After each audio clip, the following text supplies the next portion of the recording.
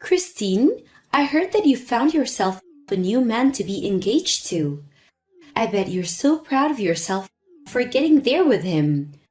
As always, you are able to come out on top. What kind of man is he? I'm your best friend, so you should be willing to introduce him to me sometime soon. It's been a long time, Gina. You do understand that I have no want to show my fiancé to you, right? Have you already forgotten what you did to me the last time that would make me feel this way? Are you still complaining about what happened so long ago?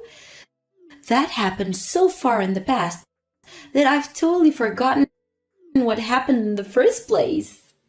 Well, I have not forgotten what happened, and I never planned to let go of what happened to me because of you. But it doesn't really matter anymore to anyone, right? You're going to be getting married soon here, right? So you can go ahead and forget about what happened to your last fiancé and move on. Having to drag that unneeded weight with you throughout your life is only going to slow you down. I have forgotten about my last fiancé, but I will never forget about how my once best friend stole my fiancé right from my hands. Ah, so this is about all that then. Well, in my case, all of that happened so long ago that my memory of it is really vague. But you should consider yourself lucky for finding a new man willing to marry you. So what kind of man is he? I told you that I don't plan on introducing him to you, right? Now goodbye, Gina. Well, do as you please. If you're going to try and keep him away from me, I guess I'll go look for him myself. What do you mean you'll go looking for him? What the heck are you up to? I don't think he's the kind of man you should be going out looking for. So, can you stop talking like you've gone mad and just leave me and my fiancé alone? I've had enough of you in my life after what you pulled last time, and I'm still pretty speechless from the day I found out. So don't expect to be hearing from or seeing me again. Even if you don't plan to deal with me anymore, I want to meet your fiancé. If I just apologize to you about the past, will you forgive me and let me come see him? I'll forgive you as long as you promise to never come around me and my fiancé. How does that sound? That probably wouldn't stop you, so I won't forgive you. Now goodbye. I'm assuming that you got the invitation to my upcoming wedding, correct? Isn't this just crazy? Did you take a look at it yet? Yeah, I did take a quick look at it. How does it feel, Christine? How does it feel to have lost yet another one of your fiancés to me? I have to say, I never thought you could stoop even lower than you had and do the same crap to me again. But aren't you jumping the gun on that marriage a little too quick? Are you sure it's okay for you to be getting ready to marry him when you've only known him for a few weeks? What I'm trying to ask is, do you really know what kind of man you've just stolen from me? Him and I both have a burning love for one another, and that's why we want to get married now. Is this what they call a destined marriage? Right now, I'm in his arms, and he's never going to let go of me because we love each other so much, Christine. You said that the last time you stole my fiancé, Gina. But that time, you and my ex immediately learned that you didn't really love one another and broke up, right? Well, he turned out to be a pretty boring man after all. But since then, it's been 2 years and I'm turning 30 soon. I've really been wanting to become someone's wife. So I told myself that the next man I get, I'm keeping. So this is all working out perfectly for me. I was able to get a pretty good-looking man from you this time. Able to get him from me, huh? You were always aiming for him the moment you noticed I had a new fiancé, right? I don't think you just luckily got him from me without any effort. No matter what you have to say about how I find my men, you're still the one without a lover. He has chosen me and chosen to leave you so that we can get married. And we have both agreed to make that marriage very soon. So no matter how hard you try to get him back from me, it's all going to be for nothing because he's already in my arms for good. Going to be for nothing, huh? At this point, I'd rather let you have him. And that's because you're too depressed to fight for him. And I can understand why you're depressed. You were bragging in front of everyone about your fiancé, saying that it was about time you planned to get married. But now he's gone, stolen away by your better-looking friend. And we're going to live the life you wish you could. Gina, why have you chosen to talk to me today? Does you sending me this invitation to your wedding mean that you actually want me to come to it? Well, you are my best friend after all. What? Since when have I been your best friend recently? I would be happy to have my very depressed and loser of a friend at my wedding to give a speech for me and me fiancé. You really are the worst. Will you not do it? I really want a loser like you giving the speech that day. I'm your best friend after all, so that should be all right, right? Right now, I don't think of you as my best friend. And I'm sure you only want me there on stage so that you can make fun of me in front of everyone. I know about what you plan to do with me when I get there, and I don't want in on it. I'm not planning to use you as the laughing stock or anything. Rather, I just think it would be fun time. I want to make sure that everyone at my wedding is entertained, and your speech would help us out a lot with that. And I'd like to take the chance to explain to everyone just how fun it was stealing your fiancé from you. Now, I'm going to have this wedding whether you like it or not. So just come and give that speech for me. Fine, leave it to me. You're such a great friend, Christine. I'll make sure to be there on the day of your wedding. And I'll make sure that I'm completely prepared to give a great speech. And that's the reason right there as to why you're my best friend. I'll be looking forward to the speech, okay? But in exchange for me coming and giving that speech, can I bring a +1? Huh? Who do you plan on bringing to my wedding? I plan to have a very important person come along with me. That should be fine with you, right? You don't even have to worry about them having a seat there or not, as they'll only stay for a short bit. That okay with you? An important person? You only just had your fiancé stolen from you by your best friend. So who else could be there left to call an important person to you? Are you trying to impress everyone around you again? Well, go ahead and bring whoever that person is. It would be lonely for you to have to come by yourself as the biggest loser after all. I'll be waiting to see what poor sap you drag along. Perfect. Now I'm really looking forward to that wedding of yours. Where the hell did you go? You just made my wedding into a mess and ran off like that? Right now, they are considering having this whole wedding put off after what you did. What the hell was up with that introduction? What do you mean, what was up with it? I was just telling everyone the truth. No freaking way you were telling the truth. I want to know who the hell that handsome man was. Why was he with you? I only just told everyone who he was, right? Why are you not willing to believe what I said? I'm sure that you just paid that handsome man to be your man for the day to show off, right? You brought him with you with the sole purpose of making me jealous. I'm sure that you know the truth and are just trying to make up excuses in your head at this point, right? But what I told you and everyone else today was the truth. And that speech I gave was just to let everyone know the big secret. But you could also say that today was the day I finally got my revenge on you for what you did to me. Well, it's all over with now, and I've had my fun, so you can relax now as I'm no longer going to do anything to you. There's no way thought that you just got married to that man. You're lying. And what is this about the man I stole from you being a stalker that's been following you around for ages? Saying that in front of all our guests about my husband is extremely rude. I'm sorry for that, but it's the truth. He's been stalking me for over 3 months now, and now he seems to have taken a greater liking into you. I'm so glad that you went looking for him, because now he will no longer be my problem. How could you make me so embarrassed in front of all my guests, though? I still believe that what you told today is all lies, but everyone out there doesn't know that yet, and they have started to believe you. I'm so freaking embarrassed.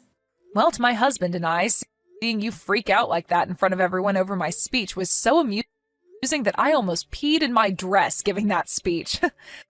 I really did a number on you today. And not only did my husband and I get a good laugh in, but my revenge is now complete. Do you have any freaking idea what the hell you've done by giving such a bullcrap speech like that in front of everyone, though? You get back here right now and tell everyone here that you lied to them. If you don't do it right now, I'll never forgive you. I don't need you to forgive me, Gina. I have never been wanting anything from you this whole time, actually. I just wanted to make you as embarrassed as possible today, and I think I did a great job of that. And the fact that you married that stalker really has made me so happy. Stop with all that crap right now. Do you not have a freaking heart, Christine? Why would you do something like this to someone? You think that I'm the one without a heart? Okay. Huh? Do you have the right to be saying that I'm heartless after what you did to me? In reality, that man is nothing more than a stalker of mine, but you went after and stole him only because you believed he was my fiancé, right? And so freaking what? You see? The only thing that sat where your heart should be is a rotting pile of anger and jealousy. And this was your second time doing that to me, right? The first time you did this, I already knew you were heartless and chose to cut my ties with you. But you did end up apologizing to me for that eventually, and so I let it go for a while after. However, this time you did it again. And had that man actually been my fiancé, you would have scarred me 2 times. That is completely messed up, Gina. When you contacted me the first time saying that you wanted me to introduce that stalker to you, I already knew what you were planning to do. But I didn't think that by doing this, my whole wedding would be ruined. And if it so happens that what you're saying is true about this Brad guy, then that means he really isn't your fiancé, right? Well, I did say that he wasn't, right? But the fact that you still went after him and married him is wild to me. Well, it's totally fine with me that you took him away from me because all he caused me was trouble by constantly following me around.